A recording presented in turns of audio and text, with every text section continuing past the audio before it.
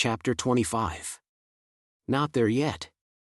Bond wasn't the only one having difficulty accepting the decidedly kooky person I was during those first days back. The day after I recovered consciousness, Monday, Phyllis called Eben on his computer using Skype. "Eben, here's your dad," she said, turning the video camera toward me. "Hi, Dad. How's it going?" he said cheerfully.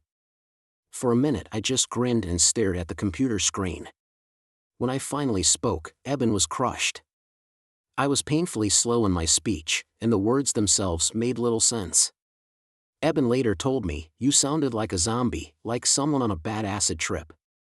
Unfortunately, he had not been forewarned about the possibility of an ICU psychosis. Gradually my paranoia abated, and my thinking and conversation became more lucid. 2 days after my awakening, I was transferred to the neuroscience step-down unit. The nurses there gave Phyllis and Betsy cots so that they could sleep next to me. I trusted no one but the two of them. They made me feel safe, tethered to my new reality. The only problem was that I didn't sleep. I kept them up all night, going on about the internet, space stations, Russian double agents, and all manner of related nonsense. Phyllis tried to convince the nurses that I had a cough, hoping a little cough syrup would bring on an hour or so of uninterrupted sleep. I was like a newborn who did not adhere to a sleep schedule. In my quieter moments, Phyllis and Betsy helped pull me slowly back to earth. They recalled all kinds of stories from our childhood, and though by and large I listened as if I were hearing them for the first time, I was fascinated all the same. The more they talked, the more something important began to glimmer inside me, the realization that I had, in fact, been there for these events myself.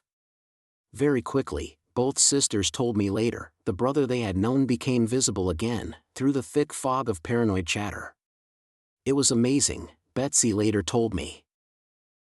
"You were just coming out of coma, you weren't at all fully aware of where you were or what was going on, you talked about all kinds of crazy stuff half the time, and yet your sense of humor was just fine. It was obviously you. You were back.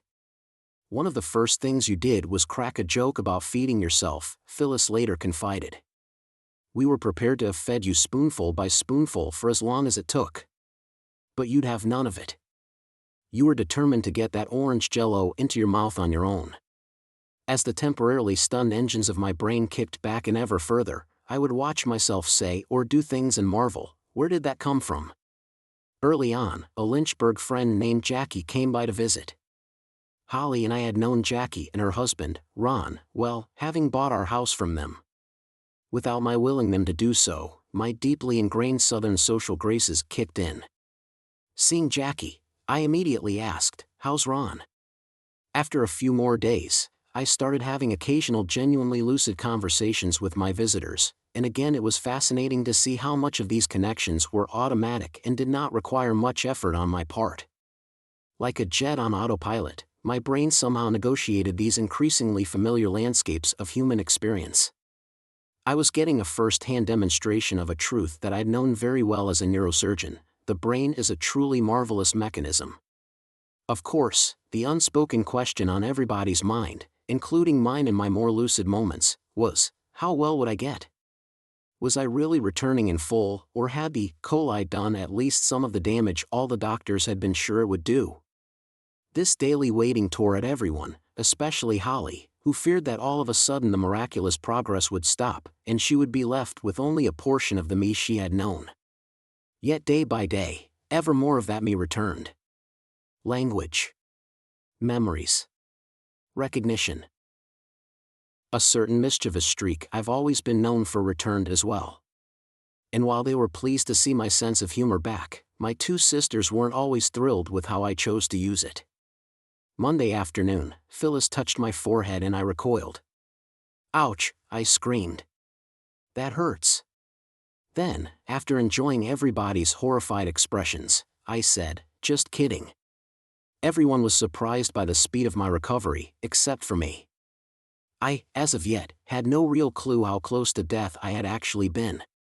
As, one by one, friends and family headed back to their lives, I wished them well and remained blissfully ignorant of the tragedy that had been so narrowly averted.